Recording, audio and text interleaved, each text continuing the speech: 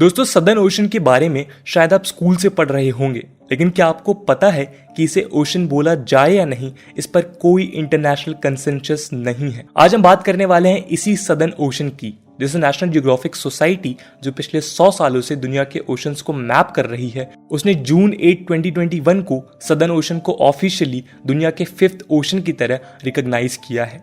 यही वजह है कि सदर्न ओशन की इंपॉर्टेंस को लेकर ग्लोबल कम्युनिटी एक बार फिर से बात करने लगी है। इस वीडियो में हम ये जानेंगे कि वो कौन से कारण हैं जिनके चलते सदर्न ओशन को ये रिकॉग्निशन मिली है और इसके क्या इम्प्लीकेशंस हो सकते हैं for the world as well as India. इसके अलावा हम ये भी समझेंगे कि ओशन को कैसे डिफाइन किया जाता है और अंटार्कटिका के पास लोकेटेड इस सदर्न ओशन को लेकर क्या डिस्प्यूट्स रहे हैं। ओशन की बाउंड्रीज को डिफाइन और उनकी मैपिंग का काम इंटरनेशनल हाइड्रोग्राफिक ऑर्गेनाइजेशन करता है, जिसके 94 मेंबर स्टेट्स हैं। इसे यूएन में ऑब्जर्वर स्टेटस भी मिला है और ऑलमोस्ट सभी देश, मेरीनर्स और साइंटिस्ट जनरली इसके बनाए हुए मैप्स को यूज करते हैं। बाकी के 4 oceans, Pacific, Atlantic, Indian ocean और आर्कटिक ओशन, अपने अराउंड लोकेटेड कॉन्टिनेंटल मासेस से डिफाइन होते हैं। लेकिन सदर्न ओशन इस मामले में यूनिक है, क्योंकि कई जियोग्राफर्स इसे इंडियन, पैसिफिक और अटलांटिक ओशंस का एक्सटेंशन मानते हैं और कुछ लोग इंक्लूडिंग IHO फिलहाल इसे सदर्न ओशन करंट या अंटार्कटिक सर्कमपोलर करंट की बाउंड्री के हिसाब से डिफाइन करते हैं। दोस्तों, ओशन करंट्स एक कंटिन्यूअस और directed movement of sea water है, जो कई सारे फोर्सेस जैसे wind, Coriolis effect, breaking waves, temperature और सैलिनिटी डिफरेंस की वजह से क्रिएट होते हैं। ये ओशन करंट्स ग्लोबल क्लाइमेट को इन्फ्लुएंस भी करते हैं और उन्हें स्टेबलाइज भी करते हैं। खैर, साइंटिस्ट ये एस्टिमेट करते हैं कि अंटार्कटिक सर्कमपोलर करंट रफली 34 मिलियन ईयर्स पहले एग्जिस्टेंस में आया, जब अंटार्कटिका साउथ अफ्रीका से सेपरेट हुआ। ACC west to east flow होता है अराउंड अंटार्कटिका और ये रफली 60 डिग्रीज विद साउथ लैटिट्यूड के अराउंड एग्जिस्ट करता है।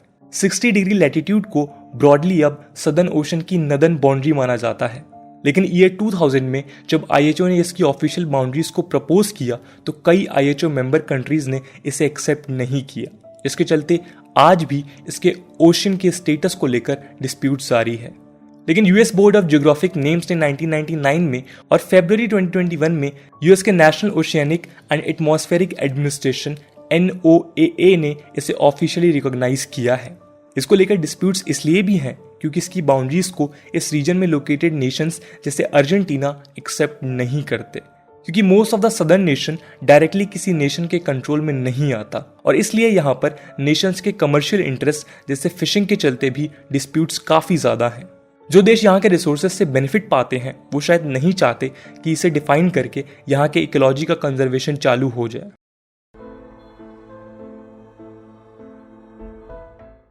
सदर्न ओशन की बाउंड्री का ओशन करंट के थ्रू डिटरमिनेशन के अलावा यहाँ कई और फैक्टर्स हैं जो इसे बाकी ओशन से अलग बनाते हैं। यहाँ पर वाटर्स बाकी ओशन के कंपैरिजन में काफी ज्यादा कोल्डर और स्लाइटली लेस सॉल्टी है। ACC दुनिया के सारे रिवर्स के वाटर से 100 गुना वाटर अकेले ट्रांसपोर्ट करता है और कुछ ही घंटों में ये लेक ओंटारियो को फिल कर सकता है। इस करंट की स्ट्रेंथ के मेजर रीजंस हैं यहाँ पर बहने वाले स्ट्रॉन्ग वेस्टर्ली विंड्स, जिन्हें रोरिंग 40s, फ्यूरियस 50s और स्क्रीमिंग 60s कहते हैं। इसके अलावा एक uninterrupted passage due to lack of land mass भी इस करंट की स्ट्रेंथ के लिए इंपॉर्टेंट है। ये करंट अटलांटिक, पैसिफिक और इंडियन ओशन से वाटर को खींचकर एक ग्लोबल सर्कुलेशन सिस्टम को ड्राइव करता है, जिसे ग्रेट कन्वेयर बेल्ट कहा जाता है। ये बेल्ट हीट एनर्जी को एक रीजन से दूसरे रीजन में ट्रांसपोर्ट करता है और इस तरह से अर्थ का टेम्परेचर बैलेंस रहता है। सदर्न ओशन का cold dense water Antarctica coast के पास ओशन फ्लोर में सिंक होता है, जो इसे डीप ओशन में कार्बन स्टोर करने में भी मदद करता है और इस हिसाब से ये अर्थ के क्लाइमेट के लिए नेचुरल कार्बन सिक्वेस्ट्रेशन मैकेनिज्म की तरह है। डाउन टू अर्थ की एक रिपोर्ट के हिसाब से सदर्न ओशन लगभग 75% एक्सेस ग्लोबल हीट को कैप्चर करता है और लगभग 35% एक्सेस कार्बन को। इसलिए ये हमारे प्लैनेट का प्राइमरी कार्बन और हीट स्टोरेज सिस्टम भी है, जो ग्लोबल वार्मिंग को काउंटर करता है। सदर्न ओशन का अगला यूनिकनेस है उसका इकोलॉजी और इन्वायरमेंट।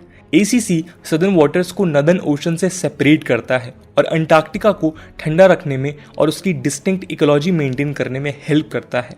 इस रीजन में दुनिया के 9000 से ज्यादा मैरीन स्पीसीज रहते हैं, जिनमें से कुछ ऐसे स्पीसीज भी हैं जो कहीं और नहीं पाए जाते। यहाँ आपको यूनिक लेकिन फ्रेजाइल मैरीटाइम इकोसिस्टम मिलता है जो व्हेल्स, पेंगुइन्स और सील्स का घर है।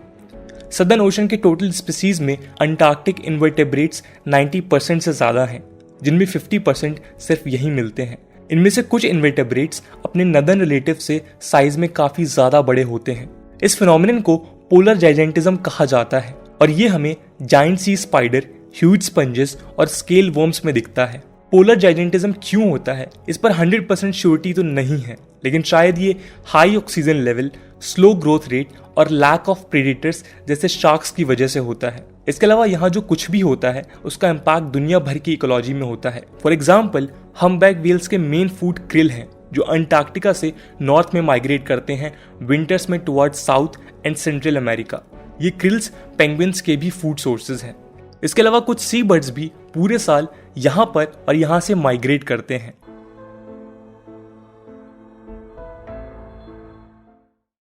सदर्न ओशन के रिकॉग्निशन के पीछे नेशनल ज्योग्राफिक सोसाइटी का मेन एम है यहाँ के रिच बायोलॉजिकल डाइवर्सिटी के कंजर्वेशन को प्रमोट करना। पिछले कुछ दशकों से क्रिल्स और पैंटागोनियन टूथफिश का इंडस्ट्रियल फिशिंग एक मेजर इन्वायरमेंटल कंसर्न रहा है। अंटार्कटिका भले ही रिमोट एरिया है, लेकिन पिछले 200 सालों से यहाँ ह्यूमन एक्सप्लॉयटेशन काफी तेजी से बढ़ा है। पहले सील हंटर्स और फिर व्हेल्स ने इन स्पीसीज को एक्सटेंशन की तरफ ढकेल दिया है। अब पेंगुइन्स को भी ऑयल के लिए हार्वेस्ट किया जा रहा है और क्रिल्स भी इंपॉर्टेंट सी प्रोडक्ट्स बन गए हैं। ओशन वार्मिंग, ओशन एसिडिफिकेशन के साथ साथ इंडस्ट्रियल फिशिंग ने अगर क्रिल्स की पॉपुलेशन को रिड्यूस किया तो ऑलरेडी थ्रेट फेस कर रहे प्रेडेटर्स जैसे व्हेल्स को सीरियस खतरा हो सकता है। ये पूरे मैरीन इकोसिस्टम के डिसरप्शन का भी कारण बन सकता है।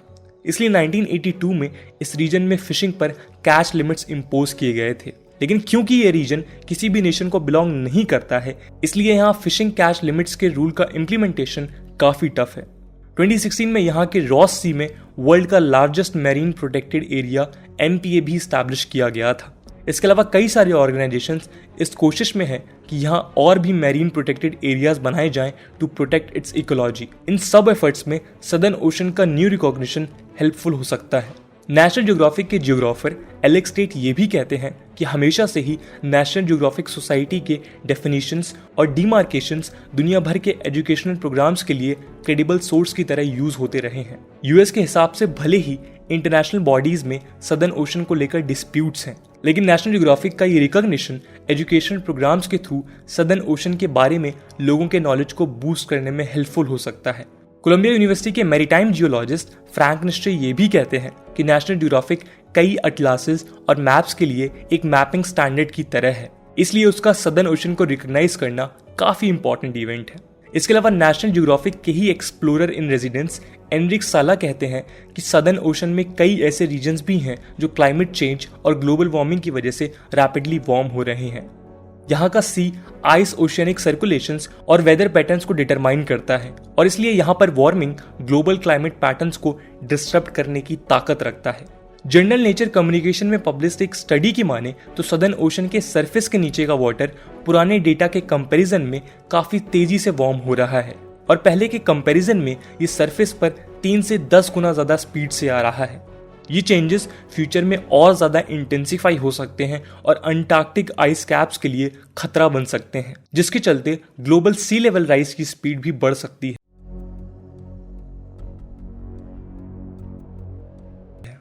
सदर्न ओशन का इंपॉर्टेंट वैसे तो दुनिया भर के कंट्रीज के लिए है, क्योंकि ये ओशन दुनिया के 3 मेजर ओशन से कनेक्टेड है, लेकिन इंडिया के लिए ये और भी ज्यादा इंपॉर्टेंट हो जाता है। सबसे मेजर प्रॉब्लम है सी लेवल राइज, जो इंडिया की लगभग 7,500 किलोमीटर लॉन्ग कोस्ट लाइन के लिए एक प्रॉब्लम क्रिएट कर सकता है। इंडिया जैसे हाईली पॉपुलेटेड देश में कोस्टल कम्युनिटीज भी एक मेजर पार्ट हैं, जिनका लाइवलीहुड खतरे में आ सकता है। किसी भी तरह का मैसिव सी राइज इनवर्ड माइग्रेशंस को इंड्यूस कर सकता है, जो ऑलरेडी हाई प्रेशर झेल रहे रिसोर्सेज के लिए प्रॉब्लम क्रिएट कर सकता है।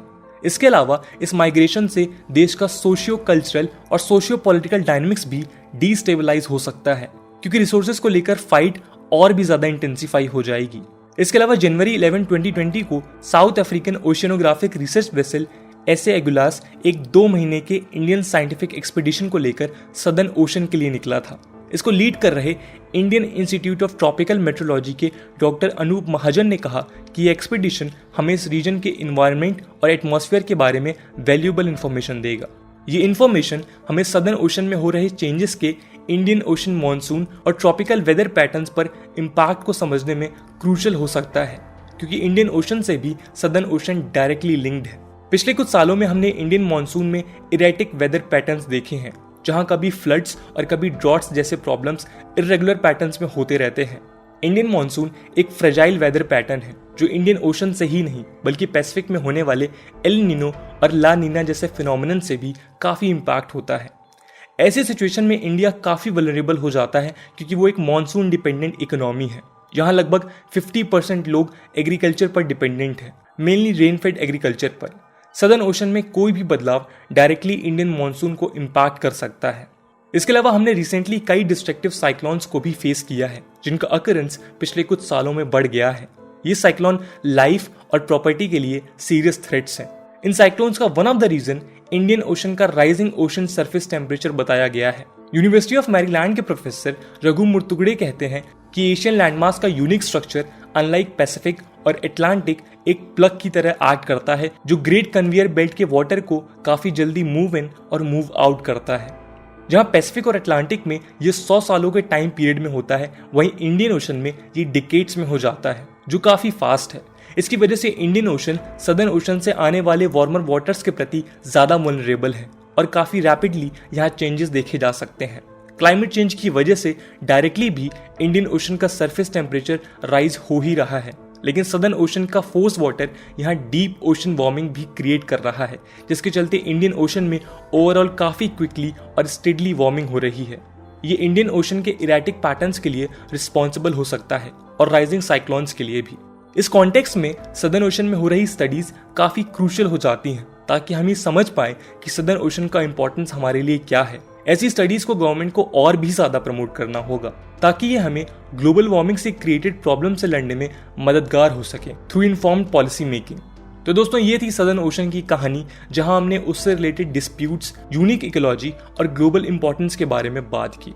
दोस्तों, आज की वीडियो के लिए इतना ही। आई होप आपको वीडियो पसंद आई होगी, और अगर पसंद आई है तो अपने दोस्तों के साथ शेयर करना ना भूलें। हम मिलते हैं अगले वीडियो में, तब तक के लिए जय हिंद, जय भारत।